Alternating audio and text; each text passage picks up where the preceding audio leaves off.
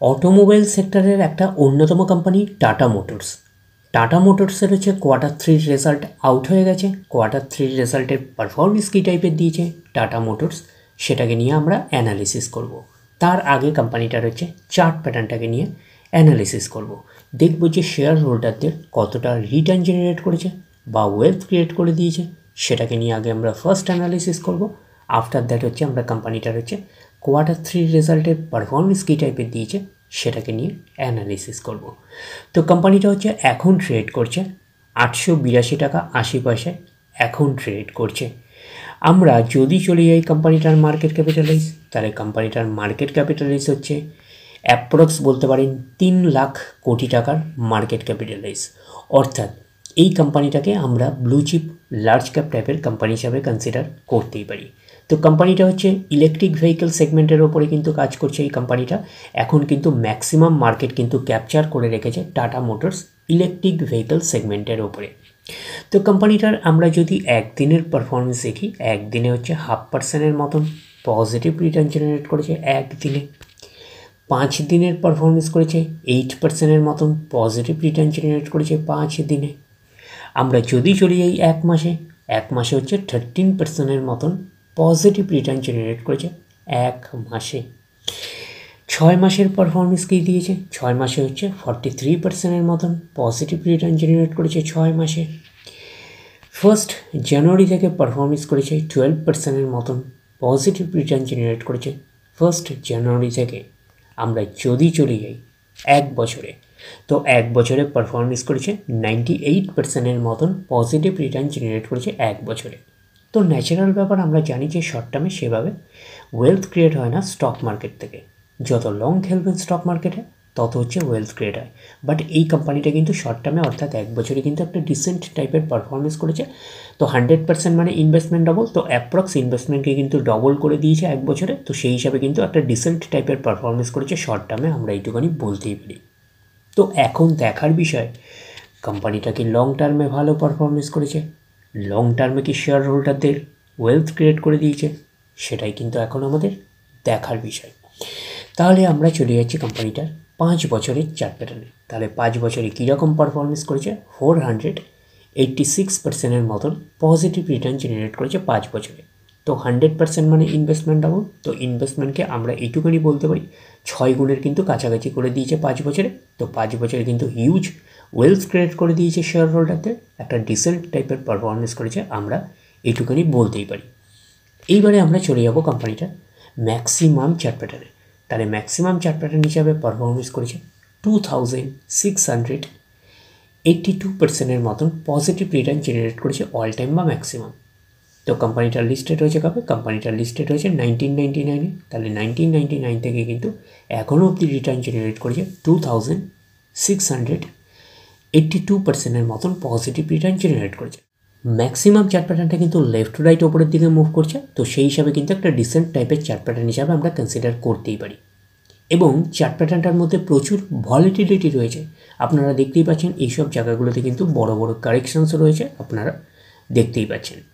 তো এটা একটা ফিউচার ওরিয়েন্টেড স্টক এবং ইলেকট্রিক ভেহিকেল সেগমেন্টের উপরে কিন্তু কাজ করছে কোম্পানিটা। তো এখন দেখার বিষয় কোম্পানিটার হচ্ছে কোয়ার্টার 3 রেজাল্টের পারফরমেন্স কী টাইপের দিয়েছে। তাহলে আমরা চলে যাচ্ছি কোম্পানিটার কোয়ার্টার 3 রেজাল্টে। আমরা চলে আসলাম কোম্পানিটার হচ্ছে কোয়ার্টার 3 রেজাল্টে। তো আগে আমরা দেখে নেব যে সিকোয়েন্সগুলো ঠিকঠাকভাবে সাজানো রয়েছে নাকি, এটাকে আগে আমরা ফার্স্ট দেখে নেব। এটা হচ্ছে এই কোয়ার্টার অর্থাৎ কোয়ার্টার 3, এটা হচ্ছে প্রিভিয়াস কোয়ার্টার, আর এটা হচ্ছে এক বছর আগে। তাহলে সিকোয়েন্সগুলো ঠিকঠাকভাবে সাজানো রয়েছে, আমরা এইটুকুনি বলতে পারি। এইবারে আমরা দেখে নেব অ্যামাউন্টগুলো কিসে দিয়েছে, অ্যামাউন্টগুলো কিন্তু কারেন্সে দিয়েছে অ্যামাউন্টগুলো। এইবারে আমরা চলে যাব কোম্পানিটার টোটাল ইনকামে। তো টোটাল ইনকামে যাওয়ার আগে আমরা একটু লার্জ করে নিয়ে অ্যাডজাস্ট করে নেব, তাহলে আপনাদের কাছে ব্যাপারটা আরও ভিজিবল হবে। তো এইবারে আমরা চলে যাচ্ছি কোম্পানিটার টোটাল ইনকামে। তাহলে আমরা কি পাচ্ছি, এই কোয়ার্টার মিস হচ্ছে কোয়ার্টার 3-তে 1,12,075, প্রিভিয়াস কোয়ার্টারে ছিল 1,06,758 এবং এক বছর আগে ছিল 89,618। তাহলে এক বছর আগের 89,618টা এখন কত হয়ে গেছে, 1,12,075। তাহলে আমরা বলবো ইয়ার অন ইয়ার বেসিস কিন্তু ম্যাসিভ জাম্প রয়েছে টোটাল ইনকামে। প্রিভিয়াস কোয়ার্টারে ছিল কত 1,06,758, সেটা হয়ে গেল এই কোয়ার্টার। মিস হচ্ছে কোয়ার্টার থ্রিতে হয়ে গেল কত 1,12,075। তাহলে আমরা বলবো কোয়ার্টার অন কোয়ার্টার বেসিসও কিন্তু জাম্প রয়েছে, আমরা এইটুকুনি বলতে পারি টোটাল ইনকামে। তো ন্যাচারাল ব্যাপার আমরা জানি যে ইনকাম করতে গেলে কোম্পানিকে এক্সপেন্সেস করতেই হবে। তো এখন দেখার বিষয় কোম্পানিটা ইনকাম করতে গিয়ে কতটা এক্সপেন্সেস করেছে। তাহলে আমরা চলে আসলাম কোম্পানিটার টোটাল এক্সপেন্সেসে। এই কোয়ার্টার মিস হচ্ছে কোয়ার্টার থ্রিতে 1,04,493, প্রিভিয়াস কোয়ার্টারে ছিল 1,06,49 এবং এক বছর আগে ছিল 86,415। তাহলে এক বছর আগের 86,415টা এখন কত হয়ে গেছে 1,04,493। তাহলে আমরা বলবো ইয়ার অন ইয়ার বেসিস কিন্তু জাম্প রয়েছে টোটাল এক্সপেন্সেসে। প্রিভিয়াস কোয়ার্টারে ছিল কত 1,06,49, সেটা হয়ে গেল এই কোয়ার্টার। মিস হচ্ছে কোয়ার্টার থ্রিতে হয়ে গেল কত 1,04,493। তাহলে আমরা বলবো কোয়ার্টার অন কোয়ার্টার বেসিসও কিন্তু জাম্প রয়েছে টোটাল এক্সপেন্সেসে। এইবারে আমরা বের করব কি, এইবারে আমরা বের করব হচ্ছে অপারেটিং প্রফিট। কি করে বের করব, টোটাল ইনকাম থেকে টোটাল এক্সপেন্সেস আমরা বাদ দেব, বাদ দিলে যেটা পড়ে থাকবে সেটা হচ্ছে অপারেটিং প্রফিট। টোটাল ইনকামও পেয়ে গেছি, টোটাল এক্সপেন্সেসও পেয়ে গেছি, টোটাল ইনকাম থেকে টোটাল এক্সপেন্সেস বাদ দিলে পড়ে থাকছে অপারেটিং প্রফিট। অর্থাৎ আপনারা বলতে পারেন profit before exceptional items and tax. তাহলে আমরা পাচ্ছি কত, এই কোয়ার্টার মিস হচ্ছে কোয়ার্টার থ্রিতে 7,582, প্রিভিয়াস কোয়ার্টারে ছিল 6,109 এবং এক বছর আগে ছিল 3,203। তাহলে এক বছর আগের 3,203টা এখন কত হয়ে গেছে 7,582। তাহলে আমরা বলবো ইয়ার অন ইয়ার বেসিস কিন্তু ম্যাসিভ জাম্প রয়েছে অপারেটিং প্রফিটে। প্রিভিয়াস কোয়ার্টারে ছিল কত 6,109, সেটা হয়ে গেল এই কোয়ার্টার মিনস হচ্ছে কোয়ার্টার থ্রিতে হয়ে গেল কত 7,582। তাহলে আমরা বলবো কোয়ার্টার অন কোয়ার্টার বেসিসও কিন্তু ম্যাসিভ জাম্প রয়েছে, আমরা এইটুখানি বলতে পারি অপারেটিং প্রফিটে। তো অপারেটিং প্রফিটটাই নিশ্চয়ই কোম্পানির মেন প্রফিট নয়, তারপরে বিভিন্ন অ্যাডজাস্টমেন্ট থাকলে সেগুলো প্লাস মাইনাস হবে, গভর্নমেন্টকে ট্যাক্স পে করতে হবে, গভর্নমেন্টকে ট্যাক্স পে করার পরে কোম্পানির কাছে যেটা পড়ে থাকবে সেটা কোম্পানির ফাইনাল প্রফিট বা নেট প্রফিট হিসাবে আমরা কনসিডার করতেই পারি। অর্থাৎ আমরা বলতে পারি প্রফিট ফর দ্য পিরিয়ড। তাহলে পাচ্ছি কত, এই কোয়ার্টার মিস হচ্ছে কোয়ার্টার থ্রিতে 7,145, প্রিভিয়াস কোয়ার্টারে ছিল কত 3,832 এবং এক বছর আগে ছিল 3,043। তাহলে এক বছর আগে 3,043টা এখন কত হয়ে গেছে 7,145। তাহলে আমরা বলবো ইয়ার অন ইয়ার বেসিস কিন্তু ম্যাসিভ জাম্প রয়েছে, আমরা এইটুকুনি বলতে পারি নেট প্রফিটে।